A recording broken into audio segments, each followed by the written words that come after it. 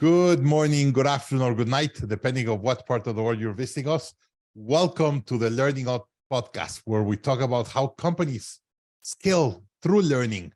We have to grow our team, grow ourselves, and that's the best way to grow our companies. I'm Daniel Marcos, your host, CEO of the Growth Institute, and I'm here with a great friend, Natasha Miller. How are you, Natasha?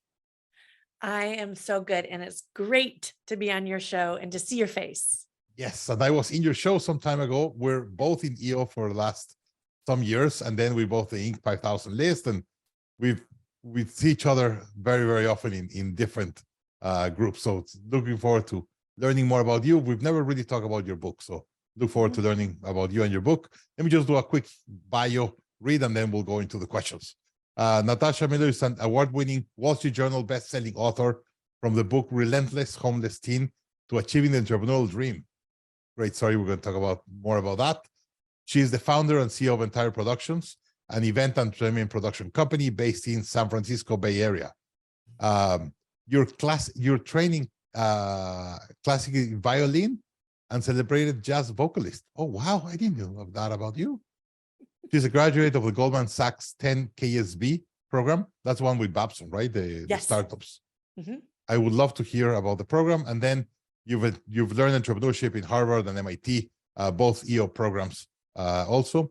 And she's a 3-time Inc. 5000 in a row honoree. Woohoo! Love it. All right. So, and by the way, she's a big advocate for homeless youth programs. She's a proud member of the daughter Bennett and lives. She's a proud mother of her daughter Bennett and lives in Oakland, California. Sorry for that. That's right. So first, you went from homeless to 3 times Inc. 5000 CEO. Yeah. How in the world you did that? You know what? The book says I was homeless, but it was actually much worse than that. I was abandoned at a homeless shelter when I was 16 years old on Christmas Day, and I never got to go home by my father. So he took you there to say there was an event and he left, or? The family was very dysfunctional. My mother was very abusive. She tried to kill me with a butcher knife. I called 911. And back in the mid 80s in the Midwest in Iowa, unless you were gushing with blood or had a bone poking out of your skin, they wouldn't help you. So they gave my dad a card that said, they said, if you think your daughter's in danger, you can take her to this homeless shelter. And that's what he did. Wow. Are you still in contact with your father and your mom? I am very close with my father, which I know sounds interesting. And I am not in contact with my mother, though she does live 10 minutes away from me. I brought her to the Bay Area from Iowa maybe 8 years ago. Because she was about to become homeless. And it's a long, crazy story. But the answer to your question about how I went from being homeless to the Inc. 5000 list 3 times in a row, and there's more to that story, is looking back, I had this relentless urge to move forward, to keep going ahead, really to have people value me, because my entire growing up, I wasn't valued, especially by the people that are supposed to love you. So I was always proving my worth. And that served, to be very positive in getting me, leapfrogging through life eventually. Wow. So tell me what happens. At that moment, you could say, screw it with life. I'm going to go into drugs and whatever. Yeah. Or you could do what you did, right? What Yes. clicked in your brain? What happened there? Okay. So I think I might have been just born a little square. And I never was interested in drugs or alcohol. And in fact, I had been playing the violin since I was in 4th grade. And Wow. I was considered a little bit of a prodigy. But I just have to say that although I might have been a great musician and very young for the talent and skill I had. If you placed me side by real incredible artists from all over the world at that age, I probably wouldn't have made the cut. But in Des Moines, Iowa, I was considered to be a prodigy. And I was studying the violin with a college professor at Drake University in Iowa. And I was in the symphony. And not to say that classical musicians don't do drugs or don't abuse alcohol, but that just wasn't my path. And it wasn't something I considered. Although I would say my counselors and my teachers at my high school, because I didn't attend often after I was 16, because I was working full time to fend for myself, they thought they would find me dead in a gutter. That's what they told me. And when they told me that, I thought, what? You could just see the other side. You could not see that side. Me? Yes. So they saw a girl that was abandoned by her folks, living on her own, working full time in a restaurant, and not attending school like most people, most kids would, whose parents tell them to get up and go to school. I attended for violin lessons, symphony, art class. But, you know, because I was basically emancipated, I could sign myself in and out of school. So I barely graduated. I did graduate. I don't really know how, but I wasn't able to spend a lot of time learning anything beside music, which was keeping me alive. And I look at my life now after actually attending the Babson Goldman Sachs 10,000 small businesses, and then all the education I've done since 2015. I'm an impeccable, incredible student. I'm an incredible learner. I have ability to take something that is taught to me, whether it's verbally, on video, or in writing, and make, you know, turn that into gold. And what I look at is, when I was younger, I was fighting for my life. I didn't have capacity to open my brain up to learn English and math and social science. It was irrelevant to my survival. Yeah. So I want to go a lot into learning, because that's what the podcast is all about. But let me go back to, I imagine the discipline and people believing in you with the music was hugely important. We've seen all these stories that if you tell kids that they trust you and I think you're great, and you have all this positive reinforcement. Malcolm Gladwell's book, that all these kids in Canada, since they're very young, they put them in the group of the good ones and the bads in hockey, and the good ones become good because they tell them that they're good and they practice, and they start with that mindset, right? Mhm. So what happened in, like, who believed in you and who gave you that discipline that helped you with that mental toughness and resilience? I can name the most important people in that world of mine as a child. In 6th grade, I was in the high school, so that's 9th through 12th graders youth symphony, and the conductor of that You were in orchestra. 6th grade.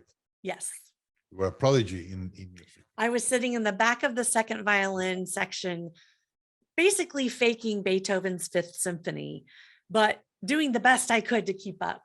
But that conductor, Diane Pope, saw something special in me.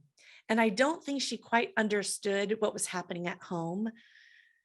And I remember her saying to me, you know, these free private lessons in school, you know, for the public school system, they're not enough for you. I want you to see if you can audition to play for Dr. Beale. Oh my gosh, that was so scary. Can you imagine this little girl with no support at home, no confidence, being plucked out and being told, okay, now you're going to go study with a college professor? I thought that, I mean, talk about imposter syndrome, but I did it. And then that Dr. Beale was the next person that believed in me in such an important way.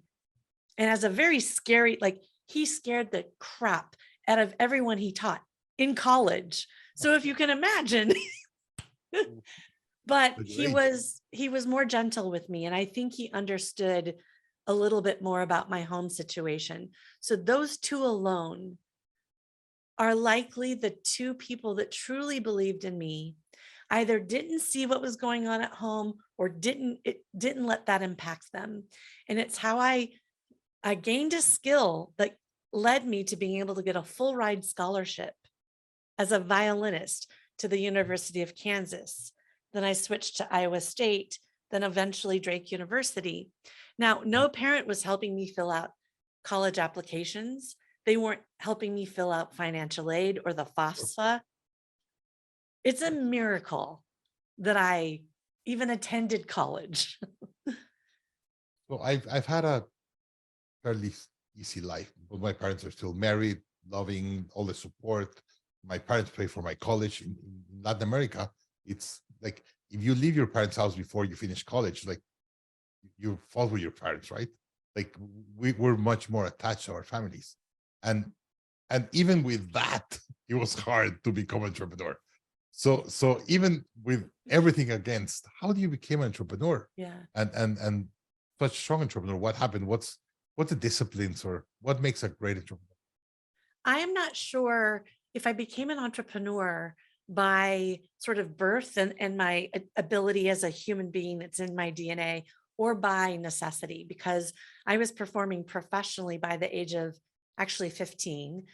And I was making a lot of money playing my violin for corporate and social events. And to me, it was just a way to pay the rent. I didn't think of it as a career. But in my heart, even though I was a good violinist, I really wanted to be a singer. So I ended up singing my own songs, then became a jazz artist, recorded 7 CDs, toured all over the country. And by accident, because I was being asked by the public to be booked, for them to book me for their events. Right. If I were booked on one event already and you called me, Daniel, and said, Natasha, I want your string quartet or your jazz ensemble to play for my daughter's wedding. Instead of saying what most musicians would say, which is, sorry, Daniel, I'm booked. I said, you know what? I'm personally booked on that date, but I'll bring in a group that's as good as me, probably better, and manage it for you. And I didn't understand that that was a business.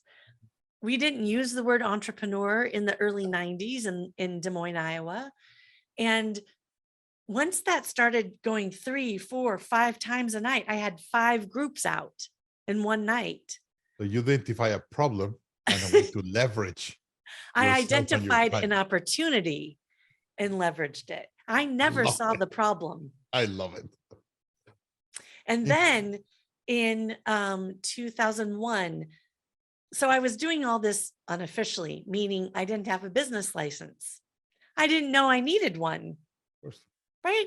But in 2001, I officially opened my door for business, became a sole proprietor. That was a big step. And I landed $100,000 account with a corporate account. It was 5 retail buildings that would spill out at lunchtime. And they wanted to keep those people that worked in those buildings on the plaza eating lunch. So I had weekly programmed musicians of all genres to play there. And today, 22 years later, I still have that account. That's crazy. Yeah. So that's for lunchtime or after work, or for lunch? Lunchtime. So there's restaurants below. Site. Yeah. And you put music every week to anchor them and make it sticky. That's super cool. That's 22 years after. Yeah. That's so good. Yes. So okay, you say, okay, I need to be an entrepreneur, and then I imagine you ask, what is to be an entrepreneur?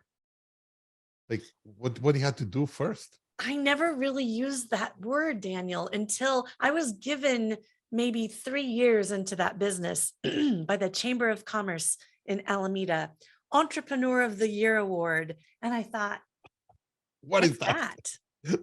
Thank you. I like the little statue you gave me, but what is that? Of course. But what is that? I really started leaning into the word entrepreneur probably 12 years ago when I joined Entrepreneurs Organization. Now, I'm not sure when that word really became a buzzword. It's fairly recent, right? It's It's fairly not, recent. Yeah, yeah. fairly recent. But still, there's one day, like I always say, no one prepares you to be an entrepreneur. And one day you wake up and you realize you're an entrepreneur. And by the way, the day I really understood what it was to be an entrepreneur or a business owner is in EMP, my first year at Birthing of Giants. I remember finishing on Sunday and I was like, now I understand what I have to do. Before, no one tells you. Like that 3 days with Vern, that it was my first kickoff, was all the difference. That just changed the way I see things.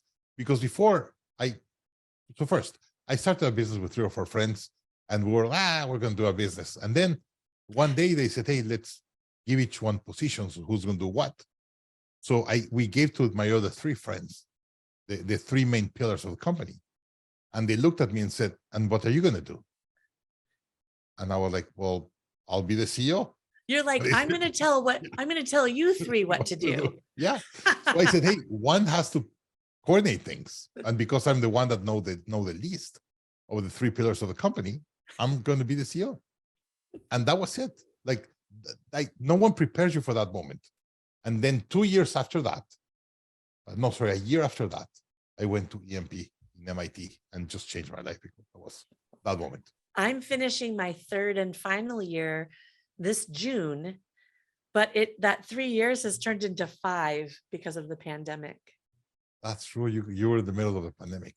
Yeah. So let me tell you a quick story. I'm going to be there next week, same room, in the program called Gathering of Titans. Yes. It's going to be my 19th year in the room. Wow. So I went three for Birthing of Giants, and then 16 in Gathering of Titans. And I'm the chair this year. So I really hope that our group sticks together and that here's the agenda. I just got the agenda finalized 10 minutes ago. That's why I came late for the interview. But this is my agenda for next week, and I'm looking forward to it so much. So interesting. All right. So what do you think, looking back, if you said, hey, these are the main 3 things that made me successful as an entrepreneur? What are those 3? The main 3 things that have made me successful is, again, relentless tenacity. I'm like a dog with a locked jaw. I will not let go until I have achieved what I want to achieve.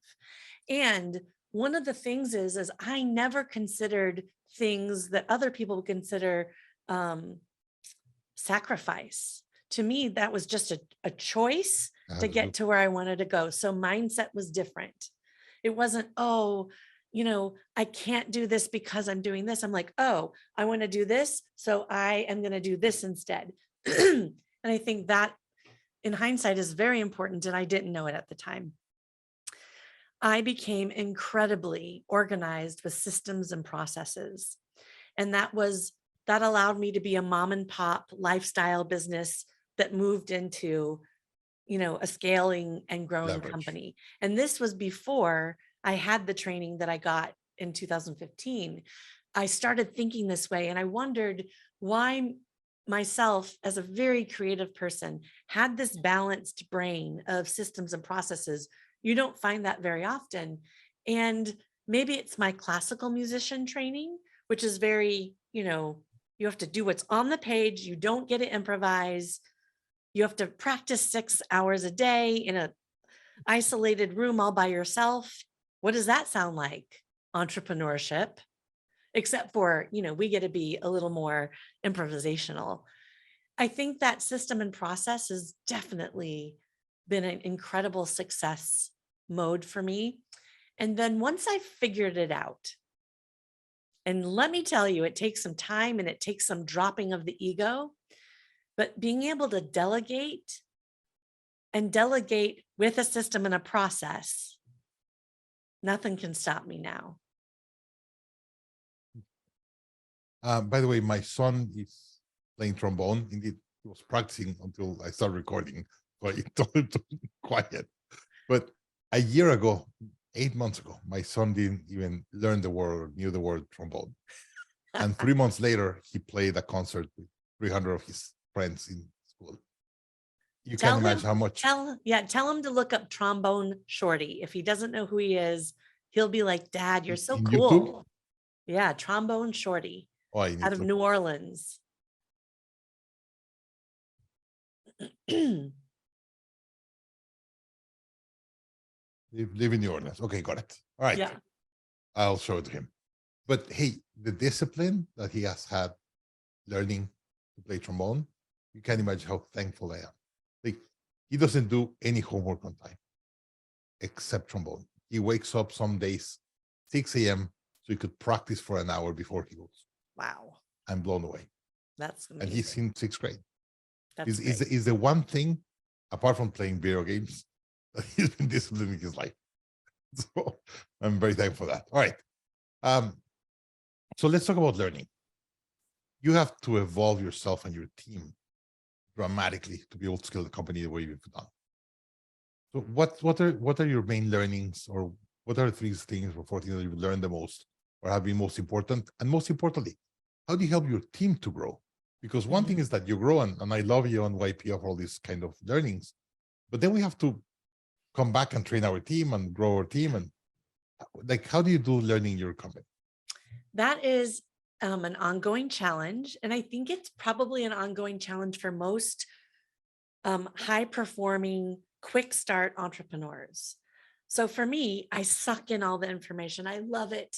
It's like candy and food for my brain. It's maybe my addiction. I didn't go to drugs and alcohol, but I went for fill my brain. And I realized actually a few weeks ago that some of what I was learning that was so incredibly important for my team, I hadn't told them about it. I thought maybe they would just emulate what I was doing. They're not going to do that. They've got their own workload and their own things that they're trying to achieve. And so now I'm doing things. Okay, there's one thing I'm so proud of that I'll talk to you about in a moment, but what I'm doing is I'll type out sort of an overview of a lesson at our all hands meeting. You know, I make sure I do one subject a week, not overwhelm them. And it's not every week. I give them the overview of the thought and the learning that I want them to do. I ask them their input, because what I'm presenting may not be what's actually the best for our team and our organization. So I'm looking for their input. So now I've got them engaged and I've got them in ownership mode, right? So if someone says, you know, I don't think that one point is a good idea, then I'll say, okay, let's explore that. What do you mean? What's better? Oh, yeah, you're right. Let's do that. All of a sudden, what happens? They're more engaged. They're more likely to voice their opinion in the future. But then if you have, sorry. Yeah, no, I was going to say the thing that I'm so proud of is I wanted my team to know a little bit more, be more agile for sales and not necessarily marketing, but sales. I crowdsourced through my EMP group. What is the best book? I identified a book. I asked everyone to read the book. I assigned 3 to 4 chapters per person. Yep. And on the same Google Doc, they were all asked the same prompts. What is the chapter about? What are the top 5 things that you learned?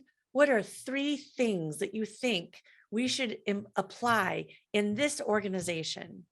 And each, then I gave them a couple of weeks. We had an hour session. Each person had to present each chapter. Yep. And now again, you have that connective stickiness. And I said, okay, what are up to 3 things you think is not viable, not important, actually maybe a bad idea? So I allowed them to say, you know what, Natasha, this isn't going to work for us. I just was basking in the glow. Now we call it the Entire Productions Book Club. Okay. But we've only done it once and we will do it again, but I need to be careful about how often, right? So maybe every quarter, but then that gives them the ability to learn and teach each other and actually teach me. So whenever you have a problem or an opportunity, you source with your entrepreneur friends what's the best book, and then get your team to read it, multiple people, and then have a conversation around that and implementation. Mm-hmm. Very cool. Very cool. Yeah. All right. Okay. what are the things that you're working on today as an entrepreneur? What's your next, Natasha, in the future? Okay, so the next thing is I've put on my big girl pants, and I've hired a very expensive but very wonderful search firm, which I've done in the past, but not as high level as this. And I'm looking for a second in command, not from my own company. It's too young, and it's not, there's no one there right now. Not from the San Francisco Bay Area necessarily, not from the event and entertainment production world, which isn't a very sophisticated, very educated world. I'm expanding my horizons, and I'm looking to scale to 30 million, then 100 million. And Daniel, let me remind you what kind of business I'm in. We went to zero on March 2022. And we built back up and stronger than ever, but the revenues aren't the same. The profit is better. So I'm going to take what I have built, and I have built 90 to 95% of what the essence of my company is. And I'm going to rely on other experts to help me get through the vision and not tittle away all day trying to do it myself with my little team. So that's something that I'm really proud of, getting to that level. And sure, I should have been getting to that level a lot earlier, but I just didn't. And there's no looking back. In Excel, everything works, and all the plans and all the revenue growth. Yeah. But it's a policy. All right. So let me go back a little bit to your book, and what do you try to teach? And I know you do some speaking and the book and all that. First, why you wrote the book, and what's kind of the message you're trying to send to the world? The first reason, the very first, very honest reason about why I wanted to write the book was because I knew I had this crazy life with the lowest inflection points that most people can't believe. Especially they look at me and they make an assumption, right? But that assumption is not what the reality was. So they're very triggered. They're like, what? What's the assumption and what's the reality? Yeah, I mean, the assumption is the way I look, the way I present myself is that I had a fairly boring, decent growing up in the Midwest. And I'm a good old, girl that plays the violin. And of course she's successful because, she had all the things that she needed in the world. Okay, that is absolutely not what happened. But the book, so I wrote it for a cathartic reason, for ego, to show people, hello, all of you that thought I would amount to nothing, all of you that didn't treat me well, all of you, that I was waiting for someone, one of you to save me. Let me show you what happened. Okay, so a lot of authors won't admit that. But then when I got into the deep writing of it, I was like, oh, I think this can help people that have a limiting belief. And it's not prescriptive. It's not how to. I didn't write it as an inspirational or a motivational book. I wrote it as a memoir, which is exactly what it is, but it does detail in the last third exactly how I built entire productions. And it's become this phenomenon that's way bigger than I ever expected it to be. And just like you were saying, when in Canada, they say the good hockey players, they end up being good. The bad hockey players, they end up dying on the vine. Jack Canfield from Chicken Soup of the Soul read my book, reviewed it, and interviewed me and said, this book, I couldn't put it down. It's written brilliantly. I wouldn't be surprised if you would the next time I talk to you that you've told me you've sold 1 million copies and it's being made into a movie. Let me tell you how powerful that was. Right? He sold his company. It's $1 billion franchise. And he started from nothing. And he had to knock on doors. And he got rejected about 106 times. I took that, and that was the wind beneath my wings. I just flung myself out into the universe. And it's been incredible. Daniel, the response from the people that have read it, women are reading it, and that's who you would assume. Here's what you didn't assume. Men. Why would a man pick up this pink and red and yellow book? they're reading it and they're the most fervent responders. I get emails, pictures of highlights and underlines. And what they tell you, what they get, what's their main take? They're saying, one guy said, "This is the book I wish I had the courage to write." So the underlying thing that I'm hearing from men, and I feel like I understand now why a lot of male entrepreneurs are reading it and while they're reaching out, because I'm giving them permission for the first time sometimes to express what might have happened to them. Now, women, we get around and we just yap, yap, yap. We talk about everything to our girlfriends. You guys do not, unless you're in a special circumstance or situation. If you're part of EONYPO, you get it. If not. Yeah. But even some of these guys are from EO and YPO, and they're confiding in me on things that nobody knew before. And here's the best part. If they can confide in me, then they might be able to explain to their wife or share with their forum or do an EO talk about the thing. And then all of a sudden, it's not as big of a burden. It's not as big of a blemish on their history. I'm really, really proud of the book, but especially that it's reached a demographic that I didn't think was going to be interested at all. Very cool. Very, very cool. And I'm so happy for the impact. And it's incredible when you write something that it really comes from the inside and you share openly, people react. That's what people want.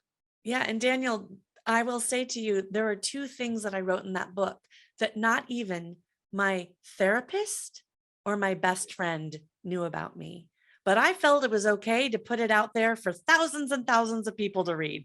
That was weird, but I'm proud that I left it in there. Even my brother said, "Tosh, great book. I wouldn't have put everything that you did in there, but good job." So something happened to me recently, something like that. I have a lot of chats in WhatsApp. All outside the US, we all get in WhatsApp. So I have a group of friends in Latin America. We're probably 10 of us, and we're all the time joking and just kind of doing all these jokes with each other and all that. And I did a podcast that went viral in Spanish like 6 months ago. And one of the guys started sending all this, fun in the chat. And then he calls me and I thought he was going to kind of continue. And he called me and said, like, "I called you to let you know that it was amazing. Thank you for saying this. You were so open, da." And I was like, "I thought you didn't like it because you were throwing all this bull in the chat." And he said, "There's a lot of more bull, but I just want to let you know that I really enjoy it. I'm going to keep the rest for the chat. Hang up and then continue to attack me on the chat." That's an awesome friend. And I was like, "Thank you." But he's got to keep you in your place. He said, "I didn't want to send the nice things because they were going to be disregarded. I prefer to call you and let you know the good things. I will keep the fun part of the chat and just continue on the chat." So interesting. All right. If there's one lesson you would like to share with other business leaders, what would that be? Right now, business leaders, entrepreneurs, successful people, you've gotten this far, right? But there's always more that we want.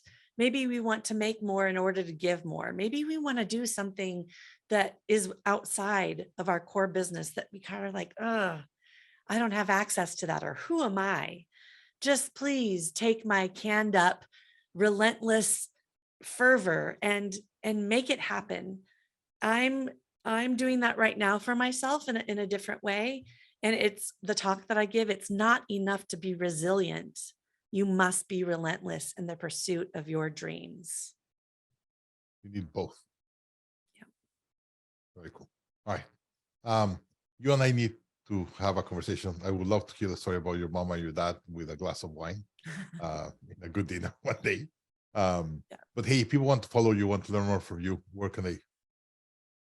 Please find me at natashamiller.com and at Natasha Miller SF on Instagram, and of course on LinkedIn, Natasha Miller. That's awesome.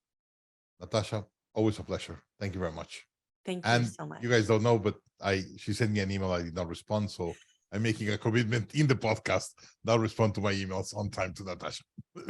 So Okay, now, thank now you have all the people as a witness. you. All right.